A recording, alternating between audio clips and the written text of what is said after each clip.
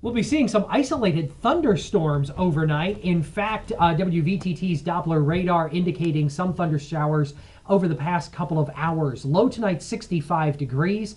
Now, that means we should be waking up tomorrow morning with just a little bit less humidity. But Alexa, it's going to be coming right back as tomorrow progresses. Yeah, it looks like it's about to storm right now, so yeah, bring also that umbrella. absolutely. Also, keep in mind for 4th of July fireworks, you may need to take an umbrella early. Hint, though, by fireworks time, a lot of those thunderstorms should be out of the area. We'll have full weather details coming up here on WVTT.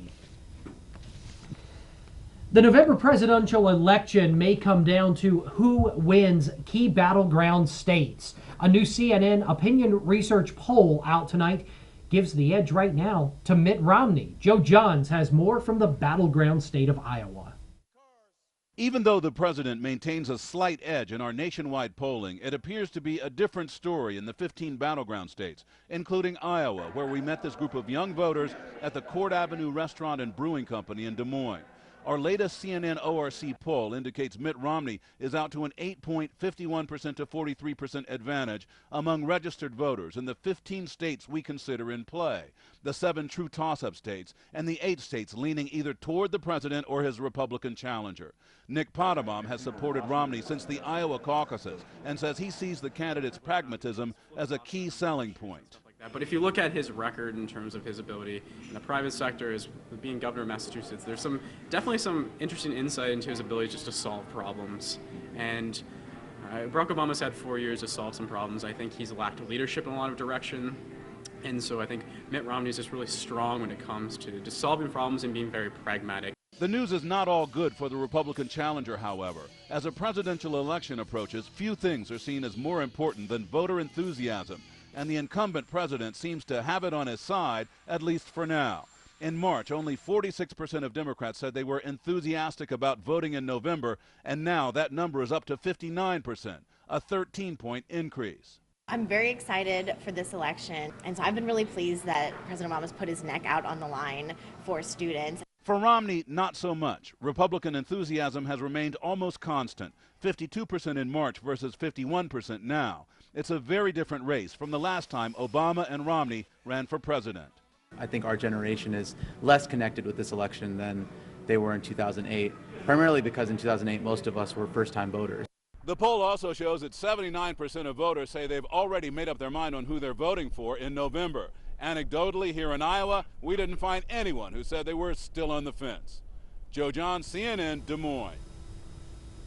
U.S. Senator Kirsten Gillibrand announced earlier this week an extension of the Rural Economic Partnership, also known as REAP, zone designation for Tioga County, which has passed in the full Senate. The extension is part of the 2012 Farm Bill. Gillibrand is a member of the Senate Agriculture Committee and said in a statement that reads, New York's rural communities have felt some of the very worst of this economic downturn, just the latest in a string of years, if not decades, that have been tough on rural families and businesses. When our rural communities suffer, our entire state suffers. But I know that our rural communities are home to some of our hardest workers and the best that New York has to offer, from our family farms to manufacturers to innovative small businesses.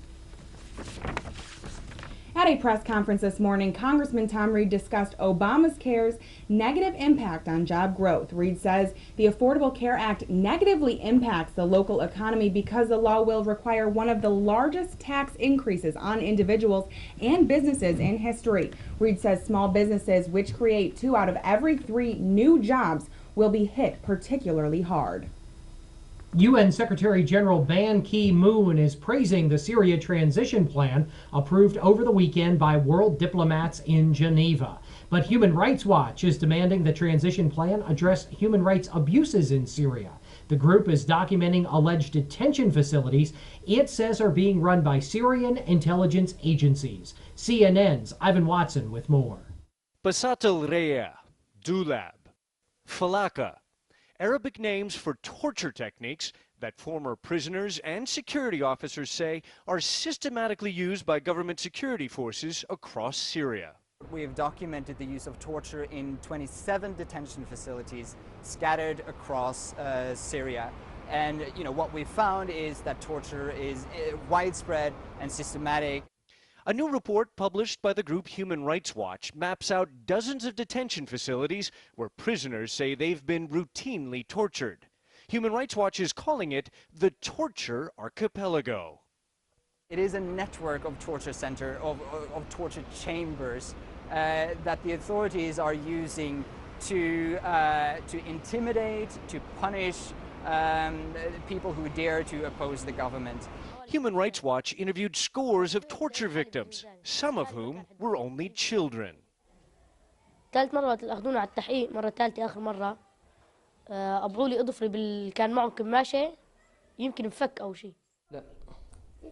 These testimonies are very similar to those gathered by CNN over the last 15 months. This opposition activist from Latakia says security forces beat him after handcuffing and blindfolding him when he was arrested in April of 2011. The torture continued throughout his 40-day detention. They used the car tire technique and basatalrea. They threw cold water on our naked bodies, and they also urinated on us, he said. Torture victim accounts match those of former torturers, like this former secret police officer. He defected months ago and joined the rebel Free Syrian Army. نضربه يقول دخيل الله نقول له جيبوا عصاية الله يقول دخيل محمد هاتوا عصاية محمد دخيل أمي هاتوا عصاية أمي هاي يعني كل عصاية كنا مسميينها. Human Rights Watch isn't just documenting abuses, it's also naming and shaming, publishing names and ranks of commanders of individual detention centers.